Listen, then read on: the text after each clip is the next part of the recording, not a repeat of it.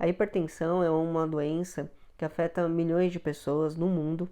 Só no Brasil, 30% da faixa etária adulta é diagnosticada com hipertensão. Isso dá aproximadamente 44,4 milhões de pessoas.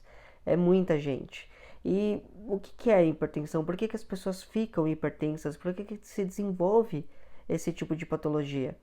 A gente tem as causas físicas, mas a gente também sempre é importante a gente ter um olhar para todo o processo, para toda a doença, um olhar somático, né, psicossomático, um olhar emocional por trás daquele processo físico. Porque a gente sempre tem lá no nosso inconsciente as memórias, coisas que precisam ser exploradas para começar a entender e compreender de onde começam a surgir as causas das patologias. E no caso da hipertensão, uma das coisas que traz um processo de hipertensão, né? O que é a hipertensão? É a pressão alta. Então, internamente, a pressão aumenta, né? Essa pressão dentro dos vasos sanguíneos. E por que isso aumenta? Causas físicas a gente tem, os vasos ficam mais rígidos, né? O fluxo sanguíneo, né, fica mais apertado, né, para passar naquele vaso. Tem várias causas físicas que a gente pode explicar, mas de onde que vem? Por que esse processo acontece? Então, a hipertensão, uma das questões é uma pressão interna. Então, é uma pressão, é aguentar algo, segurar algo internamente. Então, uma das questões emocionais que pode estar relacionada à hipertensão, à pressão alta, é um amor que precisou ser reprimido ou que está sendo necessário reprimir. Então, por exemplo, um amor por um pai, por uma mãe, né, por questões de dificuldade de relação, por questões de atitudes que esses pais possam ter tido na infância, né, ou da dificuldade de relação.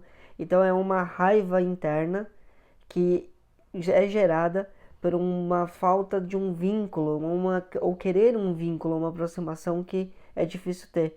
E então se dá com a característica de um amor reprimido. É um amor que eu gostaria que acontecesse, mas eu não consigo fazer ele acontecer.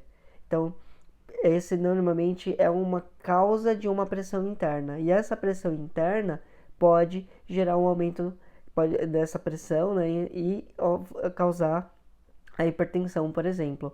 Outras questões também a gente tem nesse cunho, né, emocional, como por exemplo a dificuldade de se achar suficiente. Então, eu sempre acho que eu não sou suficiente para um trabalho, suficiente numa relação. Sempre vem aquela sensação de que eu tenho que sempre fazer mais, fazer mais, fazer mais e nunca é o suficiente. Eu nunca estou preparado, preparada para que aquilo aconteça de uma forma que seja suficiente. Então, essas também são questões emocionais que podem afetar e gerar um processo da hipertensão. Então, se você se identifica, né, se você tem hipertensão, se você tem picos de pressão alta, mesmo que você não tenha a doença instalada ainda, mas você tem picos de hipertensão, procure ajuda, procure explorar o seu inconsciente, explorar suas questões que estão aí, porque a linguagem, o sintoma, a doença, ela é uma linguagem a ser explorada. Então, é uma história que tem que ser contada. Então explorem esse lugar, explorem esse inconsciente, explorem a história de vocês, busquem ajuda para isso, para que essas coisas possam se tornar mais evidentes no consciente, a gente começar a ter mais clareza de várias questões na vida que possam estar relacionadas a esse aumento da pressão interna e ir melhorando isso, e mudando a percepção, ressignificando, desbloqueando, e com o tempo pode acontecer de ir revertendo esse processo da hipertensão. Então, acreditem nisso e busquem ajuda porque é importante.